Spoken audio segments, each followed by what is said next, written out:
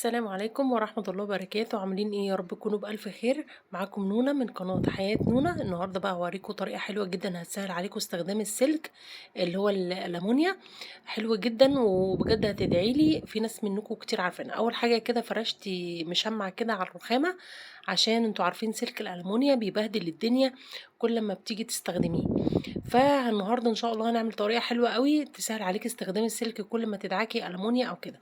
انا من الناس بجد اللي باكره ان انا ادعك ألمونيا، بسبب ان انا مثلا ايه، لو انا مش عامله الطريقه دي لازم اجيب سلك الألمونيا واقطع منه حته بايدي، ممكن يعور ايدي كمان او الألمونيا بتاعه يخش في ايدي او في صوابعي، فبتبقى بصراحه وحشه جدا. فالنهارده ان شاء الله هنجرب كده طريقه مع بعض حلوه، وان شاء الله تدعولي عليها. اول حاجه كده جبت، بصوا، اي علبه عندك كبيره شويه هتريحك. بصي مدى بقى الكميه اللي انت عاملاها. اول حاجه كده هنقطع حته السلك على قد السلكه اللي انت بتستخدميها، وبعد كده هلفها رول واطبقها زي ما انتوا شايفين واحطها في العلبه. فبصراحه الطريقه دي حلوه جدا جدا، جربوها هتدعولي باذن الله. بصوا، بقطع واحط رول كده، الفها رول واحطها.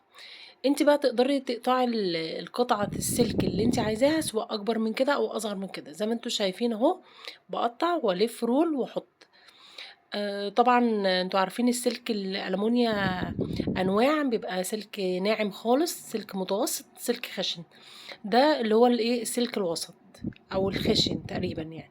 فأنا كده جبت شوية حلوين، فقُلت بقى إيه، أعملهم كلّهم كده، بدل ما إيه، كل شوية إن أنا أقطع من السلك بإيدي. فبصراحة الطريقة دي بتتعبني جدًا نفسيًا بجد. بُصّوا بقى، أنا كده إيه، مليت العلبة كلّها. لو عندِك علبة أصغر من كده مش مشكلة، علبة أكبر من كده برضه مش مشكلة.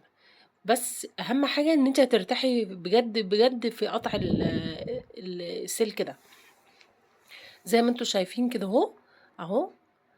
هو بُصّي بيبقى منفوش على الفاضي، فأنتِ تقدري كده تكبسيه وتحطّي كمية زيادة عادي، مش مشكلة، هيقفل معاكِ كده، كده، لإن هو بيكون هَش كده. أهو بُصّوا، أهم حاجة بس تفرشوا حاجة على الأرض وأنتم بتعملوه، أو على الرخامة، أو الحتة اللي أنتم بتعملوه عليها، عشان أنتم عارفين سلك الألمونيا بيصدّي على الحاجة، وبيبقى بصراحة ما بيطلعش بعد كده. زي ما أنتم شايفين كده أنا إيه، عملت الكمية اللي على قد العلبة اللي عندي، وفاضل شوية تانيين حلوين أهو زي ما أنتم شايفين. هاعمل إيه بقى عشان ما يجرالوش حاجة؟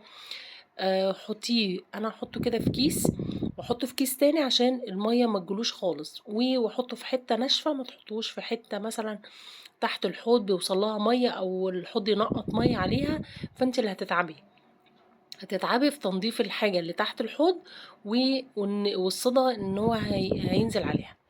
بس كده. فالطريقة دي حلوة بجد، هترتاحي أول ما تيجي هتدعكي ألمونيا، هتشدي على طول القطعة اللي انت عايزاها من غير بقى ما تعوري ايدك ولا الكلام ده. فيا رب الطريقة دي تكون عجبتكم. لو وصلت بقى لحد هنا، او وصلت لحد هنا، دوسي لايك واشتركي في القناة لو انت لسه ما اشتركتيش، ان شاء الله القناة تعجبك. بس كده. ويا رب يعني تبقى أسرة كبيرة بمساعدتكم طبعًا بعد ربنا، فإن شاء الله القناة تعجبكم. بس كده، كده أنا عملت الكمية اللي أنا عايزاها. واتفرجوا بقى على الفيديو للآخر، هو فيديو صغير. والسلام عليكم ورحمة الله وبركاته، باحبكم في الله.